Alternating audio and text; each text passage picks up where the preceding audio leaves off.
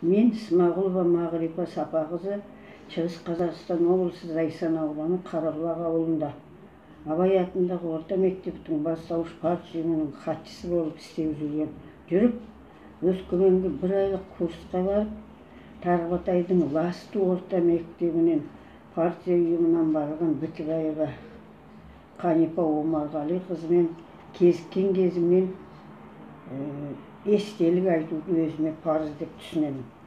1979 жыл еді. Мен химия, биология пәнінен, ал Қанипа қазақ тілі мен әдебиетінен сабақ беретін ұстаз екенбіз. Курстың сабағы басталып қойған екен, Білім жетілдіру институтының актовый залында лекция оқылып жатыр екен. Ашық тұрған есіктен әрине артқы жақтағы бос тұрған партаға ақырын отыра беріп өзіме өзім: апырай, басыма ауырып кетті ғой, кешіккен ыңғайсыз болды ғой, мына отырғандар ерте келген-ау, тегі дедім.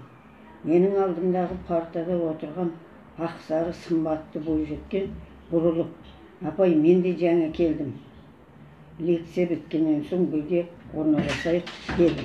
Шынында оны басқа ұлт өкілі екен деп ойлаған едім. Қуана келісе кеттім. Қазақтың жақсы да жаттығы жоқ дегені осы екен. Сол күннен бастап бір ай жүбіміз жазылмады. Мінезі ашық, жарқын, бір көргеннен баурап алатын еді. Үзіліске шыққанда жап-жас қыз оқыту ісінің озаты белгісі бар. Әрине, жолдасың беделімен алған шығарсың деген қағытпалар болды.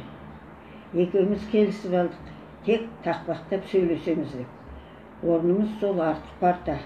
Қарап отырамыз да, дұрыс тыңдамай, жауапсыз отырғандарды келеміз деп Қанипа өлеңге қосады. Әрине, мен үзілісте әркімге жазылған сын қағаздарды тиісті адамның қолына табыстаймын. Почта қызметі, қалжың. Оның бәрін өзіме жазып аламын. 3-4 күн өлеңмен жауап беретін адам шықпады. Артынан үлкен нарын қала типтес ауылынан біреу шықты. Сонымен сол суырып салма, ақындық, айтыс бір дәптер болды. Орналасқан жатақхана, оқыған курстағы мәселелер, қазақи мінез, салт, дәстүр сияқтылар әрине сөз алқауы. Қысқасы, сол бір айда институтты бірге оқығандардай бауыр бастық.